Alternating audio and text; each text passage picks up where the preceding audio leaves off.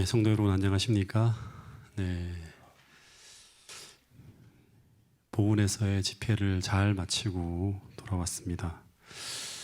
아주 특별한 은혜와 또 특별한 경험들을 많이 했는데 제가 그것을 또 여러분들하고 계속 나누도록 하겠습니다.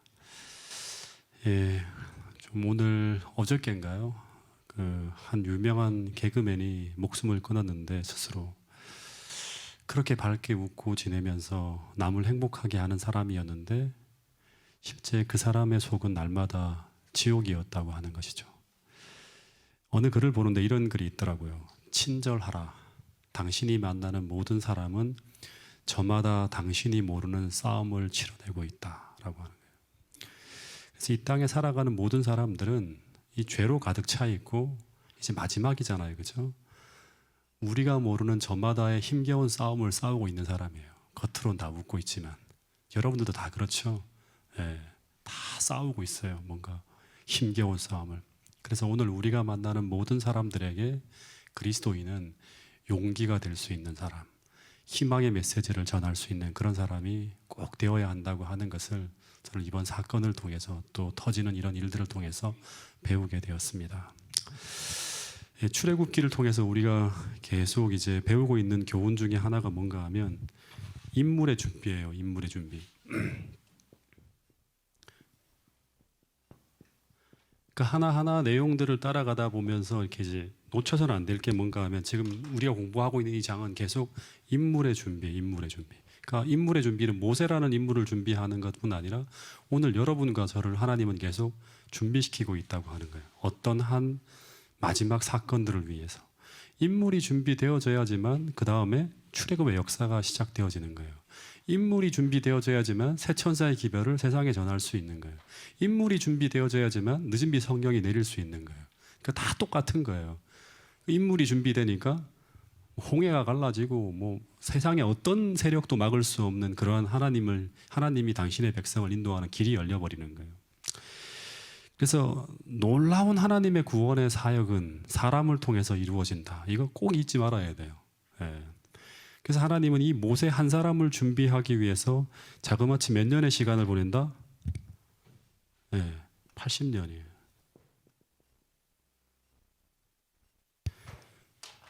그 다음에 나머지 시내산까지 뭐 열재앙이고 뭐 이렇게 쏟아지는 시간이 채 1년이 안 걸립니다. 80년을 인물의 준비에 보내고 그 다음에 하나님의 역사는 짧은 기간에 싹 이루어지는 거예요. 근데 지난 시간 모세가 40년을 살았는데 준비가 안 되었죠. 하나님의 지도자로서 이스라엘 백성들을 구원해야 하는 지도자로서 여러 가지 결함들이 있었어요. 하나님이 이스라엘 백성들을 구원해야 한다고 하는 큰 목적과 방향은 알고 있었지만 그러나 그러기 위해 그는 어떤 방법을 사용해야 되는지는 잘 알지 못했던 것 같아요. 이게 가장 큰 문제예요. 그는 실패를 경험하게 됩니다. 그래서 그 실패를 통해서 어디로 간다? 하나님의 교육을 위한 광야라고 하는 곳으로 갑니다. 이 광야에 대한 내용들을 지난 시간에 이어서 오늘 조금 더 다룰 텐데 아주 중요한 부분입니다. 이 광야라고 하는 곳에서 진짜 인물이 만들어지는 거예요. 하나님 마지막 다듬는 작업을 다 하는 거예요. 그러니까 광야는 학교죠, 그렇죠? 지난 시간 우리가 배웠는데, 그러니까 여러분 제가 2번, 3번 반복하는 거는 되게 중요한 부분이에요. 예. 저도 계속 배우고 있어요, 지금. 지난 시간 제가 코테이션으로 보여드린 부조화 선지자에 나온 내용인데 243페이지에 보면 그는 광야에서 이 교훈을 배웠다고 합니다. 그는 아브라함과 야곱이 배운 동일한 믿음의 교훈. 하나님의 약속의 성취를 위하여는 인간의 힘이나 지혜를 의지하지 말고 그분의 능력에 의지할 것을 배워야 했다. 이 짧은 교훈이지만 이게 무엇을 의미하는지를 묵상을 해야 돼요. 잘 알고 있는 사람이 많지 않아요. 용어는 알고 있지만 이게 뭘 의미하는지, 오늘 나에게 무엇을 의미하는지, 교회에 무엇을 의미하는지. 이것은 자신이 부정되어지고, 즉 인간의 능력이 부정되어지고, 그리고 그의 뜻과 마음이 하나님과 하나가 되어져가는 과정. 이 과정을 이제 광야에서 하는 거예요. 하나님과 조화되어지는 것을 배우는 과정이 바로 광야 교육의 핵심입니다. 그러니까 자신이 부정되어지고 인간의 능력이 부정되어지고 그리고 그의 뜻과 마음이 하나님과 하나가 되어져 가는 과정, 하나님과 조화되어지는 것을 배우는 과정이 바로 광야 교육의 핵심이에요. 그래서 그러기 위해서는 제일 먼저 무엇을 배워야 되는가 하면 하나님, 인간의 힘이나 인간의 지혜를 의지하지 말고 그분의 능력을 의지하는 것을 배워야 하기 위해서 첫 번째는 인간이 얼마나 하나님 보시기에 무가치한지를 배워야 돼요.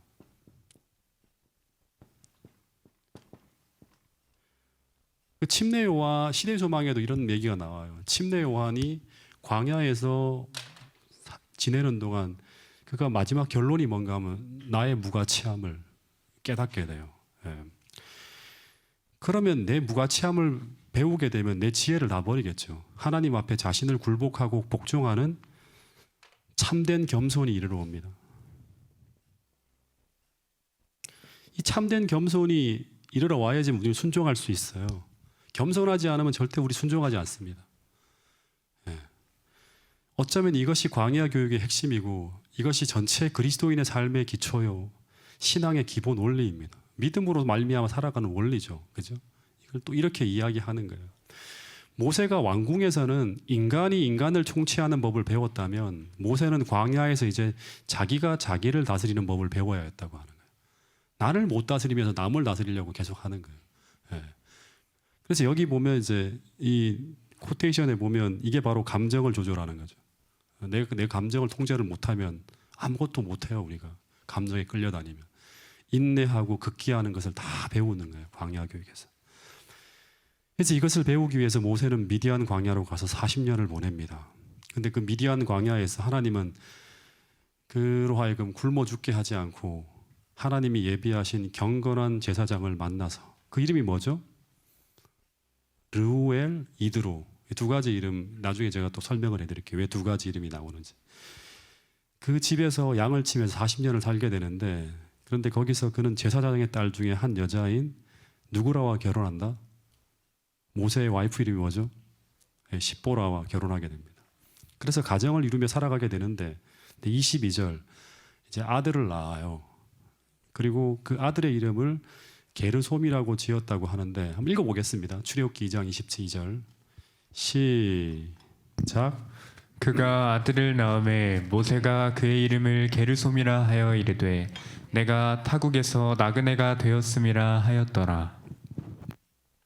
아들을 낳아서 그 이름을 이제 지었는데 게르솜이라고 지었다고 하는 이 광야에서의 생활을 이렇게 그대로 함축하는 거예요. 근데 이 의미가 뭐냐 그러면 내가 타국에서 나그네가 되었다고 하는 거예요. 나그네라고 하는 말, 나그네라고 하는 이 말은 구약 성경과 신약 성경에서 계속 하나님의 백성의 삶을 나그네로 표현합니다. 나그네. 이 게르솜이라고 하는 의미가 뭐냐 그러면 몰아내다, 내몰다라는 뜻의 가라시라고 하는 그 단어에서 나왔대요. 그러니까 이 게르솜이라고 하는 말이 추방이라고 하는 그 의미가 포함되어 있어요. 쫓겨난 거죠, 추방. 네.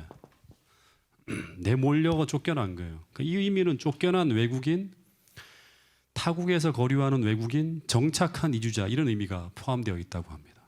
그러니까 모세가 자신을 나그네로 표현하고 있는데 근데 모세만이 그런가요? 아브라함도 나그네라고 하죠. 그죠? 갈대아 우르를 떠나서 가나안에서 나그네로 살아갑니다. 이삭도 야곱도 요셉도 전부 다 돌아가야 할 하늘 본향을 생각하면서 이 땅에서 이방인과 나그네로 살아갑니다. 그래서 여러분 혹시 지금 나의 삶이 이 땅에서 내일이 보장이 안 된 마치 나그네 같은 삶을 오늘 살고 있다고 느낀다면 그것은 여러분과 나만이 아니라 이 땅을 살다간 거의 모든 그리스도인의 삶의 모습이었다고 하는 것을 잊지 않게 되기를 간절히 바라겠습니다. 우리는 매일매일 하나님이 주신 은혜로 하루하루 살아가는 거예요. 예. 하나님의 은혜가 끊어지면 살 수 없어요. 그러니까 매일같이 이 땅에서는 잠시 사는 거예요. 어디에서 영원히 살 사람이다? 하늘에서. 예. 그 재림 성도의 재림 신앙의 핵심이에요. 근데 또 하나 모세가 처단을 이게 이제 이방인 나그네로 쫓겨난 망명자라고 하는 이름을 이제 자기 삶을 이제 빗대어서 그 지어준 이유가 뭐냐 그러면 지금 이 사람이 애굽에서는 목숨을 건졌지만 망명 생활을 하고 있고 더하여서 그는 지금 굉장한 외로움과 깊은 좌절과 굴욕을 느끼고 있음을 표현하는 거예요. 그러니까 모세는 지금 사람이 여러분 모세는 믿음이 있었기 때문에 광야 생활이 아무렇지도 않은 게 아니라 누구나 다 똑같아요. 저나 여러분이랑 모세나 똑같아요. 이 사람은 지금 이집트 왕자에서 지금 내려가는 거예요. 계속 내려가는 거예요. 예. 바닥에서 더 바닥으로 계속 내려가고 있음을 표현하는 게 바로 뭔가 하면 이 게르솜이라고 하는 단어 속에 표현되어진 의미예요. 그걸 느끼고 있는 거예요. 근데 이 바닥으로 내려간다고 하는 것은 뭔가 하면 세상적으로 계속 무능해져 가고 있는 거예요. 나이는 들어가고 있고 이집트 왕자로서의 그 모든 위대한 지위와 능력은 점점 더 멀어지고 있고 그리고 그 능력은 사라지는 거예요. 그러니까 지금 뭘 하고 있는 거예요? 계속요? 목동으로 계속 양만 치고 있는 거예요. 예. 자신은 말 그대로 이제 정말 목동이 되어가고 있다고 하는 것을 표현하는 거예요. 근데 이 시간들은 하나님의 관점에서 보면 점점 더 겸손해져 가고 있는 것이고 광야 교육의 핵심 중에 핵심이 뭔가 하면 자아를 내려놓는 거예요.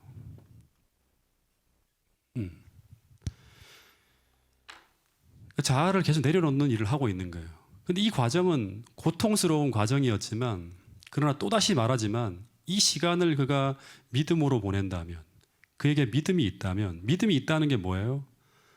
그가 성실하게 목동으로서의 삶을 보내는 거예요. 이게 얼마나 귀중한지 몰라. 이 작은 일이거든요. 내가 이거 하러 여기 왔어. 광야에서. 내가 무슨 이런 짓을 하려고 내가 이집트를 구원해야 할 사람인데 무슨 목동의 짓을 해. 이렇게 생각하는 건 믿음이 없는 거예요. 내게 지금 주어져 있는 그 작은 일을 목자로서의 삶을 성실하게 살아가야 돼요. 그래서 광야의 지리를 40년 동안 다 익히고 그 다음에 성실하게 목동들을 하나하나 다 돌보며 성실하게 살아갔는데 이게 전부 다 뭐가 되는 거예요? 나중에 이스라엘 백성들을 지도하는 위대한 지도자로서 그를 세우게 만드는 거예요. 그리고 그 진짜 믿음이 있다면 성실하게 목동으로 삶을 보낼 수 있다면 만족하게 여기고 감사히 여기고 성실하게 하나님 바라보고 살면 이 자아가 계속 내려놓는 과정에서 무엇을 경험할 수 있는가 하면 참된 평안과 쉼을 경험하게 돼요. 여러분 계속 자아라는 무거운 짐을 조금씩 지금 계속 40년 동안 하나님은 다 내려놓게 하거든요. 여러분 어떻게 보면 우리에게 가장 무거운 짐이 뭘까요? 자아라고 하는 거예요. 제일 무거운 게 자아예요. 나라고 하는 짐이에요. 나는 이런 사람이고 나는 이런 능력이 있고 나는 이런 것을 할 수 있다는 것 그리고 그것을 세상 사람들에게 보여주고 그것을 통해 인정받기를 원하는 것 이게 바로 뭔가 하면 자아예요. 지금 모세는 지금 이집트 왕자로서 어마어마한 어떤 그런 이 위치에서 살아가다 보니까 절대 그에게 배우지 말아야 될 어마어마한 많은 것들이 지금 경험을 통해 쌓여 있는 거예요. 이걸 다 하나님께 내려놓게 만드는 거예요. 그래서 그것을 내려놓으면 우리는 정말 자유와 쉼과 평안을 누릴 수 있는데 근데 이게 말은 쉬운데 이론으로는 정말 간단하죠.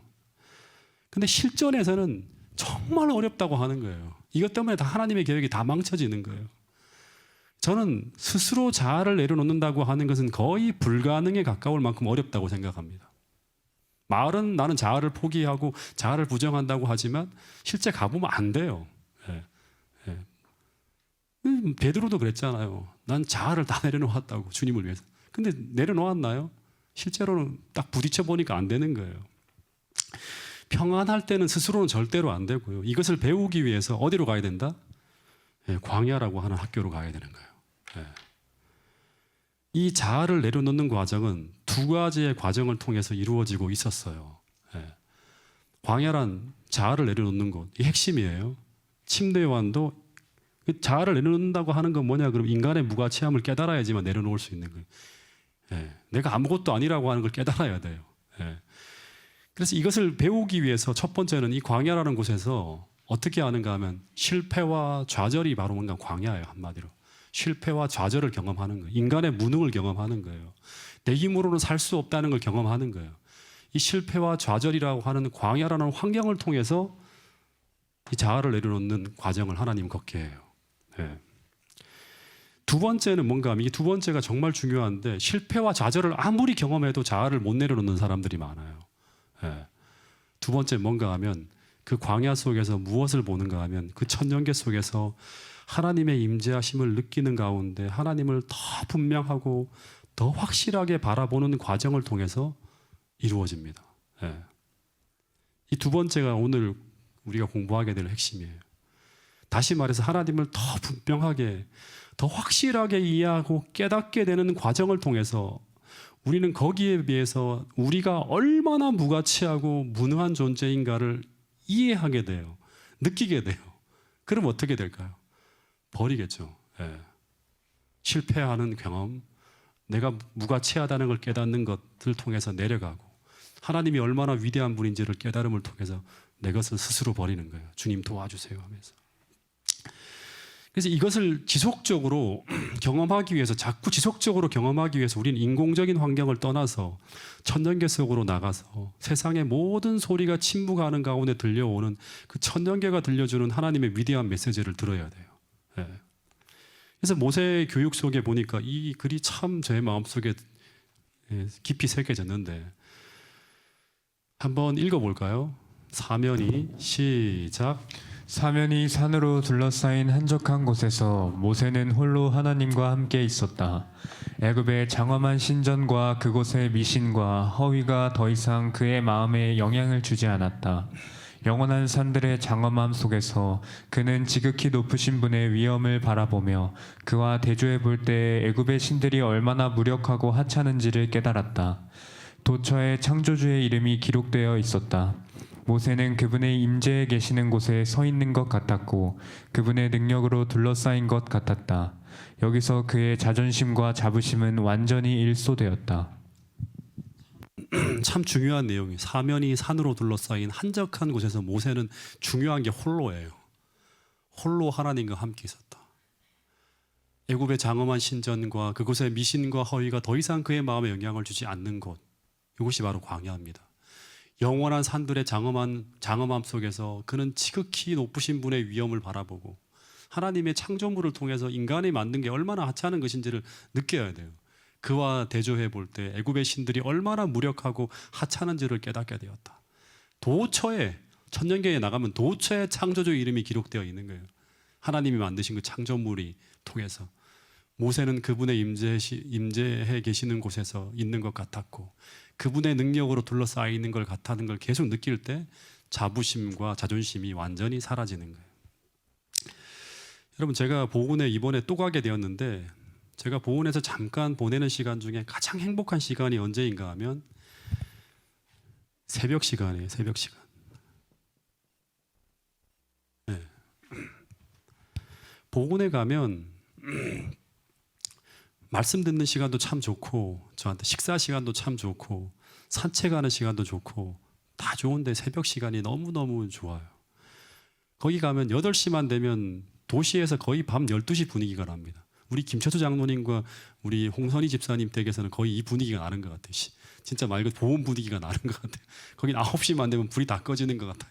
네. 9시 조금 넘으면 불을 끄고 누워요.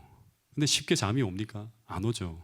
그러면 눈을 감고 있으면 한 10시가 넘어서 막 뒤척뒤척 하다 보면 잠이 듭니다. 그러면 꼭 새벽 2시 반에 일어나요. 참 희한해요. 여기서는 안 그런데 거기 가면 새벽 2시 반이면 꼭 일어나요. 그런데 일어나면 머리가 맑아요. 이렇게 가보신 분들 알지만 그럼 제가 바로 샤워를 하고 교회로 갑니다. 근데 걸어가는 시간부터 뭐가 보이는가 하면 떠 있는 달이 환하게 이번에 보이더라고요. 그리고 별만 보고 있어도 막 가슴이 뭉클해지고 하나님의 위대함과 아름다움이 느껴오기 시작하는 거예요. 인간이 만든 걸 보고 우리가 찬양하는 게 아니라 하나님이 만든 걸 막 보는 거예요. 예. 그리고 그 누구도 깨지 않는 그 조용한 새벽에 홀로 교회에서 이렇게 이제 교회에 들어가면 교회 옆에 보면 식당이 있고 식당 옆에 조그만 응접실이 하나 있는데 거기에 앉아서 기도를 시작하면 그냥 마음이 너무나 쉽게 하나님의 거룩한 임재 앞에 내가 서 있음이 느껴져요. 참 신기하죠. 무릎 꿇고 기도하기 하나님 하고 부르고 기도하면서 이렇게 눈을 감고 하나님 이곳에 계심을 제가 믿습니다 라고 막 기도하기 시작하면 바로 하나님의 거룩한 임재 앞에 서 있음이 느껴지고 그러면 제가 하나님의 임재 앞에 있다는 것을 느껴지는 순간 제가 너무나 하찮고 무가치한 존재라는 걸 느끼기 시작해요. 예. 그러면서 회개하는 거예요. 내 마음에 더럽혀진 것들 그 순간 제가 버려야 될 것들, 하나님과 조화되지 못하고 있는 제 마음, 그 마음을 청소하기 위해 하나님 앞에 회개하며 내놓기 시작하는 거예요.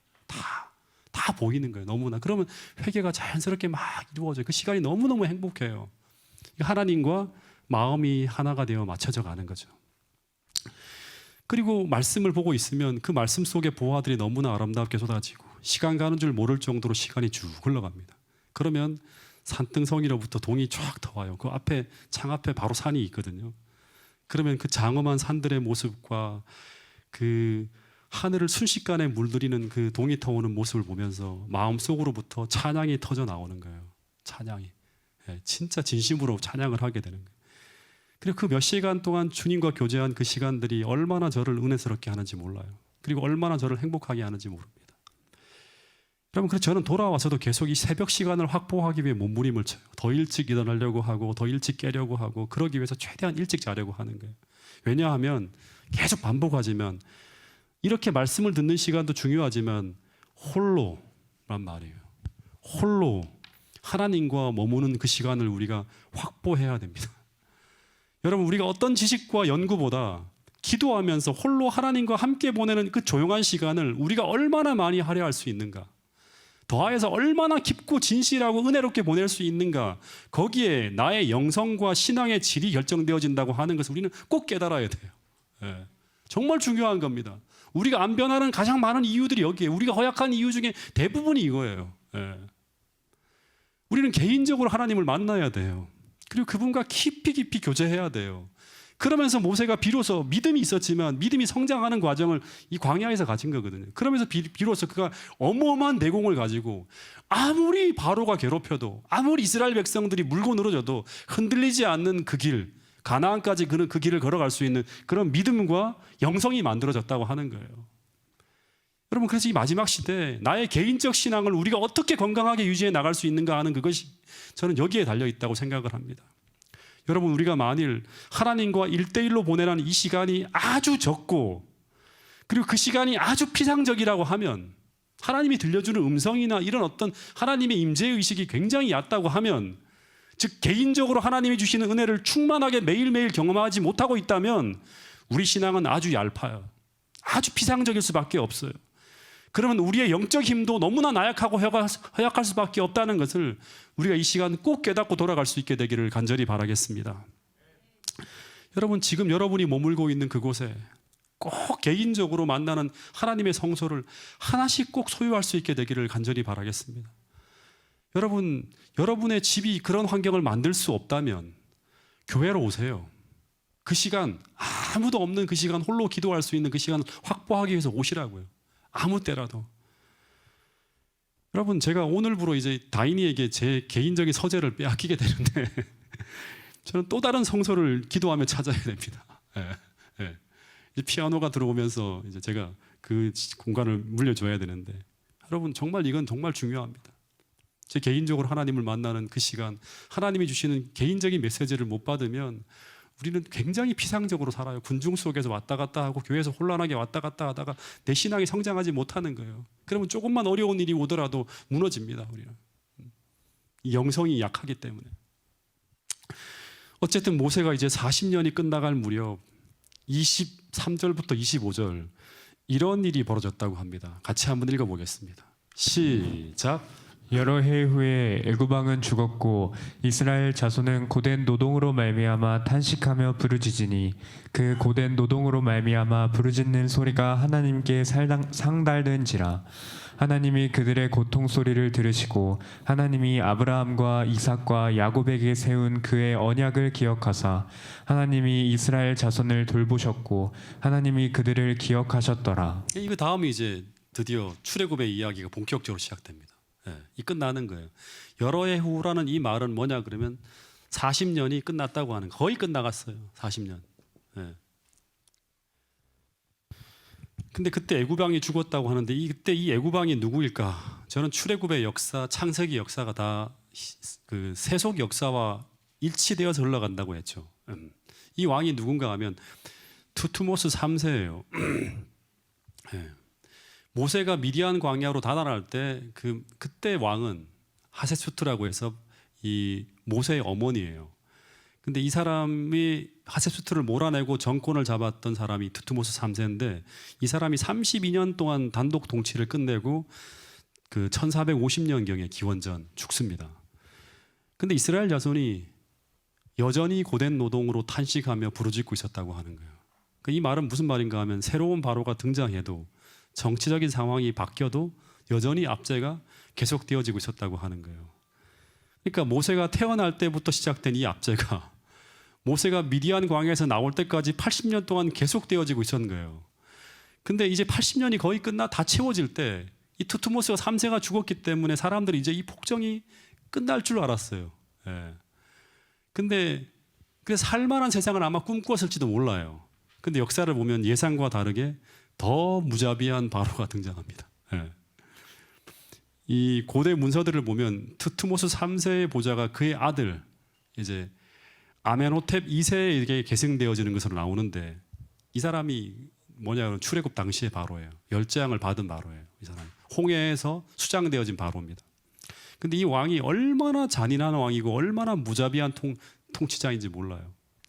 그 통치 초기에 이제 역사 기록에 이거는요. 아시아 원정을 나가서 가나안 땅에 있는 7 왕자를 포로로 잡아서 돌아왔는데 수도인 테베까지 나일강을 거슬러 쭉 올라오면서 이 왕자들의 머리를 전부 다 아래로 이제 배에 매다는데 전부 다 아래로 해서 다 매달고 가요. 아주 고통스럽게. 그리고 테베에 도착해서는 그 6명을 다 성벽에 다 목매달아 다 죽입니다. 그리고 다 처형을 해요. 공개 처형을 합니다. 그리고 7째 그 왕자는 누비아의 수도 나파타라는 곳으로 데려가서 또 똑같이 목을 매달아 죽입니다. 그래서 이 아멘호텝 2세는 계산된 공포 정치, 계획된 공포 정치를 하는 거예요. 그래서 본국과 정복지에서 백성들의 그 복종을 확보하기 위해서 굉장히 무서울 정도로 압제하는 통치자로 소문난 사람이에요. 근데 역사 기록에 나타난 그의 이런 성격이 이제 앞으로 모세와 대결을 펼치게 되는 그 열재앙 당시에 모세가 이스라엘 백성을 위해서 중재할 때 이제 그들이 이제 이 바로가 어떻게 하는가 하면 압제를 더 강화하고 더 고집 세게 하면서 성경에서 이 사람이 어떤 마음이었다고 하죠? 마음을 강팍하게 했다고 하는 그런 표현이 나오는데 이게 바로 이 아멘호텝 2세의 그 성격과 거의 일치되는 어떤 그런 모습이라고 합니다. 조화가 되는 거예요. 어쨌든 역사를 보면 이 새로운 바로가 등장했는데 이들은 더 큰 고통을 당하게 됩니다. 이것은 마치 오늘날 미국의 대선이 치러지고 있잖아요. 그죠? 마치 새로운 대통령이 당선되면 새로운 환경이 열릴 것을 기대하지만 그 모든 것이 슬프로 돌아가는 것과 똑같아요. 더 무서운 압제가 펼쳐지고 있는 거예요. 근데 기도하고 있는데 왜 이런 일이 펼쳐지고 있지? 네. 그래서 이런 강압 통치로 이스라엘 백성들이 어떻게 하는가 하면 이제 어떻게 하길까요? 오로지 하나님이에요. 이제 오로지 하나님 한 분만을 바라보면서 하나님께 탄식하며 부르짖었다는 이야기가 성경에 나오는 거예요. 예. 그리고 그 소리가 어떻게 되었다? 하나님께 상달되었다고 하는 이야기가 나옵니다. 32년간의 압제가 끝나고 한 8년 동안 이제 40년이 차기 전 32년 동안 통치하거든요. 투트모스 3세가. 그리고 8년 동안 막 하나님께 이제 강력하게 부르짖는 거죠. 근데 그 기도 소리가 하나님께 상달되었다고 합니다. 근데 이 부르짖는 기도 소리가 과거에도 계속 있었어요. 근데 40년이 지나가는 지금 그들의 이 기도 소리는 어떤 기도 소리였을까요? 옛날에는 단순히 고통 때문에 나온 부르짖음이었다고 하면 대부분 사람들이 힘든 고통 때문에 기도가 시작되어집니다. 그러면 어떤 일이 벌어지는가 하면 이 고통만 없어진다면 그들은 다시금 애굽을 떠나지 않을 거예요. 왜냐 그러면 고통 때문에 부르짖는데 고통이 사라지면 다시금 물러앉는 거예요. 그러나 이 고통이 40년을 넘어 80년 정권이 바뀌고 왕이 바뀌어도 달라지지 않는 것을 보면서 이들은 이제 진정으로 애굽을 혐오하며 떠나고 싶어합니다. 그래서 그 기도가 하나님 앞에 상달되었다고 하는 이 말은 어떤 의미의 말씀인가 하면 그들은 이제 하나님께서 말씀하시면 반응하겠습니다. 반응을 보이는 거예요. 당신께서 이끄시면 이제 따라올 정도로 마음이 가난해지고 낮아져 있다고 하는 거예요. 모세도 낮아지고 있죠. 백성들도 계속 낮아지고 있는 거예요. 그러면서 출애굽의 동이 더 오기 시작하는 거예요. 그래서 하나님이 그때 어떻게 했다? 비로소 이런 어떤 상태 속에서 하나님 앞에 진심으로 기도할 때 어떤 일이 벌어지는가 하면 아브라함과 이삭과 야곱에게 세운 그 언약을 기억하셨다고 하는데, 이 말은 이제 그 언약을 실천하실 때가 되었다고 하나님께서 보시게 되었다고 하는 거예요. 여러분, 하나님은 복음을 위하여 고난을 사용하십니다. 이거 기억해야 돼요. 복음을 위하여 고난을 사용하신다. 다시 말해서 복음을 위하여 하나님께서 사용하시는 방법 중에 하나가 뭔가 하면 시험과 고난이라고 하는 거예요. 여러분, 고난은 사람들의 마음을 낮추어서 하나님의 말씀에 귀를 기울이게 하는 거예요. 정말 중요합니다. 신명기 8장 2절에도 보면 광야 40년 동안 광야 길을 걷게 하신 것을 기억하라고 하면서 이는 너를 낮추시고 라는 말이 나와요. 너를 낮추시고 너를 시험하사라고 하는 말이 나와요. 고난은 사람을 낮춰요. 왜 낮추는가 하면 사람이 낮아지면 하나님의 음성의 소리에 귀를 기울이게 됩니다. 그래서 수많은 고난들은 우리로 하여금 하나님 말씀에 귀를 기울이도록 우리를 낮추어 준다고 하는 거예요. 당시 이스라엘 백성들은 80년 가까운 고역에 시달리고 있었어요. 더군다나 바로가 바뀌어도 전혀 상황이 바뀌지 않고 있었어요. 이때 이들은 어떻게 부르짖었는가 하면 도대체 하나님 어디에 계십니까? 도대체 하나님 어디에 계십니까? 이런 부르짖음이 터져 나오는 거예요. 근데 하나님은 그들의 고통 소리를 들으시고 아브라함과 이삭과 야곱에게 세운 그 언약을 기억하사 이스라엘 자손을 보시고 그리고 그들을 아셨다고 하는 그런 이야기가 나옵니다. 여기에 우리가 마지막으로 봐야 될 게 뭐냐 그러면 네 가지 동사예요. 이 네 가지 히브리어 동사가 나오는데 첫 번째는 들으시고 하는 거예요. 기도 소리를. 이 쉐마 알죠? 이스라엘아 들으라 할 때 쉐마가 이 표현이에요. 들으시고. 그 다음에 기억하셨다고 하는 말은 뭐냐면 자카르라는 단어를 써요. 그리고 세 번째는 보시고 라. 그 다음에 아신다. 야다. 이 네 단어가 등장합니다. 첫 번째, 하나님은 이스라엘 백성들의 기도를 들으셨다고 합니다. 이 말은 그들이 80년의 세월을 지나오면서 그들이 겪은 그 고통의 현장에서 그 백성의 신음소리와 흘리는 눈물과 괴로움을 하나님은 다 들으셨다고 하는 거예요. 그냥 관망하시는 게 아니라 다 듣고 계셨어요. 두 번째 동사, 하나님은 그들과의 언약을 기억하셨다고 하는데 이 말은 그들을 기억하셨다고 하는 말과 같아요. 언약한 백성인. 이 기억하시고라는 이 단어가 자카르라는 단어인데 제가 참 좋아하는 단어예요. 정확한 의미는 뭔가 하면 깊이 생각한다고 하는 거예요. 깊이 생각한다고 하는 거예요. 다시 말해 하나님은 이스라엘 백성들의 그 형편을 보시면서 그들의 그 고통과 감내하고 있는 그 형편을 가볍게 생각하는 것이 아니라 아주 깊이 생각하고 있었다고 하는 거예요. 이들을 어떡하지? 그리고 그들과의 언약을 잊지 않았다고 합니다. 그래서 하나님은 그 언약을 가동할 수 있는 여건이 될 때까지 어떻게 하셨다? 그들을 그 고난 가운데서 돌보시며 때가 되기만을 기다리고 계셨다고 하는 거예요. 이게 하나님의 80년간의 모습을 쭉 보여주는 거예요. 그리고 그 결과 하나님은 이스라엘 자손을 라 보시고 그리고 그들을 야다 아셨다고 하는 거예요. 다시 말해 때가 되었음을 아셨다고 하는 거예요. 여러분 80년 동안 고통 속에 지내는 이스라엘 백성들을 생각할 때 하나님의 이 침묵과 마치 하나님께서 부재하시는 듯한 이 기간이 흘러갈 때 그들은 이 시간을 정말 상상할 수 없을 만큼 힘든 시간을 보내고 있었다고 하는 거예요. 하나님은 그 고통을 낭비하지 않고 계속 그들을 훈련시키고 있었던 거예요. 그러나 시간이 아무 위안을 주지 못하고 있고 정치 변화가 개선을 가져오지 못하는 곳에서 오직 하나 무엇가 변화를 일으키고 있었다고 하는 걸 보여주는가 하면 기도예요. 기도. 이 기도가 멈추어서는 안 돼요. 다시 말해 이 본문의 진설은 하나님의 백성들이 드리는 이 기도가 마치 하나님을 그 상황 속으로 이끌어들이고 있는 것처럼 그렇게 표현하고 있어요. 그 고통 소리를 부르짖음을 듣고 하나님께서 어떻게 하셨다? 들으시고 기억하시고 권면하시고 돌보셨다고 하는 표현으로 나오고 있어요. 여러분 오늘 하나님의 구원이 필요한 분이 계시다면 혹 시간이 아무 위안을 주지 못할 것 같고 세상의 그 어떤 변화도 지금 나의 상황을 개선시키지 못한다고 느낀다면 이 시간 우리를 기억하시고 우리의 기도를 들으시는 하나님께 꼭 기도할 수 있게 되기를 간절히 바라겠습니다. 하나님은 분명히 우리가 드리는 그 기도를 들으시고 기억하시고 그리고 보시고 아신다고 합니다. 그리고 하나님의 때에 개입하신다고 말씀하고 있습니다. 여러분 이 백성들의 이 기도가 드디어 출애굽기 3장 모세로 하여금 호렙산에서 하나님을 만나게 하고 그리고 사명을 받게 하고 그리고 애굽으로 들어가서 백성들을 구원하게 했다고 하는 거예요. 기도가 그 모든 것을 가능하게 만들어내고 있다고 하는 것입니다. 여러분 40년 동안 모세가 기도하면서 성실하게 양을 쳤을 거예요. 그죠? 그리고 이 작은 일을 통해서 이 쓸데없어 보이는 그 일을 통해서 끊임없이 배우고 성장했을 거라고 말씀을 드렸습니다. 그리고 그가 40년 동안 돌아본 그 광야의 지리는 나중에 그가 이스라엘 백성들을 이끌고 나올 때 꼭 필요한 지리 공부, 사전 답사였다고 성경은 이야기하고 있습니다. 그러니까 오늘 우리에게 주어지는 시간들 속에서 우리가 해야 될 그 모든 일들을 어떻게 해야 된다? 우리가 성실하게 하고 진실하게 해야 돼요. 그래야지만 그 시간을 하나님께서 낭비하지 않고 우리에게 필요한 공부들을 다 시키는 거예요. 레슨을 시키는 거예요. 예. 그리고 그것이 위대한 하나님의 역사를 우리가 이루어갈 때 꼭 필요한 공부였다는 것을 나중에 가서 우리가 깨닫게 되는 거예요. 여러분 그것을 우리 모두 배우면서 이제 다음 금요일 날 출애굽기 3장 드디어 호렙산에서 하나님을 만나는 그 위대한 경험 속으로 함께 들어가 볼 수 있게 되기를 간절히 바라겠습니다. 기도 제목을 드리도록 하겠습니다.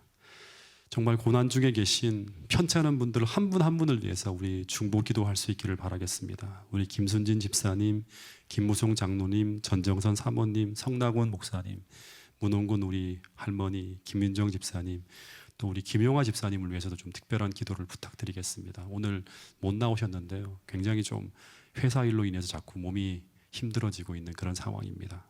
하나님의 특별한 은혜를 우리 간구해 주시면 감사하겠습니다. 그리고 사업하시는 분들을 위해서도 기도가 필요한 그런 시간입니다. 우리 강유선 자매, 또 우리 김경희 집사님, 우리 김주명 장로님, 김철수 장로님, 김효숙 집사님, 문인숙 우리 집사님, 백승복 서영애 집사님, 서옥순 집사님, 유기훈 장로님, 유창경 집사님, 이성구 장로님, 정은선 집사님, 사규석 함삼용 장로님, 황혜순 집사님까지 우리 다 한 분 한 분을 제가 호명해 드리는 이유는 적어 가셔서 꼭 한 분 한 분을 위해서 좀 특별한 기도를 부탁드리겠습니다. 지금 경제적으로 여러 가지로 또 우리가 버텨내기 참 힘든 시간들이 올 수 있습니다. 하나님의 특별한 은혜를 간구해 주시길 바라겠습니다. 그리고 마지막으로 하나 더 좀 그 보훈에서 하나님의 특별한 섭리 가운데 만난 그 장로교 목사님을 위해서 기도해 주시길 바라겠습니다. 이 방송이기 때문에 제가 이름을 밝히진 않겠습니다. 그 이분이 매 안식일 저희 교회에서 방송으로 예배를 드리며 안식일을 지키셨다고 얘기를 하세요. 제가 참 깜짝 놀랐습니다. 안식일을 지키는데 우리 교회 방송을 통해서 계속 안식일을 지키시는 분인데 몇 달 전에 창세기를 듣고 계신다고 하면서 통화를 한번 저하고 한 적이 있어요. 근데 이번에 보훈에서 서로 얘기치 않고 갔는데 이분이 거기에 와 있는, 제가 거기 오는 줄도 몰랐어요. 이분은요. 그냥 우리 교회에서 하는 이 최차선 집사님 전도회를 보고 따라오시다가 여기 가서 좀 그 더 말씀을 드려야겠다고 하고 오셨다가 저랑 예기치 않게 만난 거예요. 그래서 토요일 저녁에 정말 은혜스러운 이야기를 같이 좀 그 나누면서 그 이분의 어떤 그런 지금 재림교회 목사님을 통해 공부를 시작하셨고 이분이 그리고 이제 보훈에서 뭔가 결심을 굳게 하기 위해서 오셨다고 하는 이야기를 들었습니다. 그리고 장로교에서는 이제 제명 통보를 받으셨대요. 계속 이렇게 하면 이제 제명하겠다고. 그리고 가정까지 어려움을 겪고 있는데 하나님의 선한 뜻 가운데서 꼭 이 귀한 영혼이 하나님 앞에 쓰임 받을 수 있도록 여러분 특별한 기도를 부탁드리겠습니다. 그래서 제가 일요일 날 설교를 하면서 이분이 시작부터 끝까지 아주 몰입하며 들으시는 걸 제가 봤는데 하나님께서 이 한 영혼을 위해서 내가 보훈에 갈 수 없는 상황인데 지난달에 지금 거쳐서 다음 주에 또 제가 다음 주에 세원고등학교에 또 제가 가야 되잖아요. 그죠? 근데 왜 거기를 꼭 가야만 했는가 하는 거를 느끼게 만드는 그 한 분을 위해서 하나님 보내신 게 아닌가 하는 생각이 들 만큼 물론 모든 집회들이 다 뜨겁고 은혜롭고 참 많은 영혼들이 다 함께 은혜 받았지만 그 한 분에게 특별한 어떤 그런 시간이 되지 않았을까 하는 생각도 하게 되었습니다. 여러분 특별히 이 목사님을 위해서 특별한 기도를 부탁드리겠습니다. 개인 기도 시간을 가진 후에 우리 마치는 순서를 또 함께 갖도록 하겠습니다.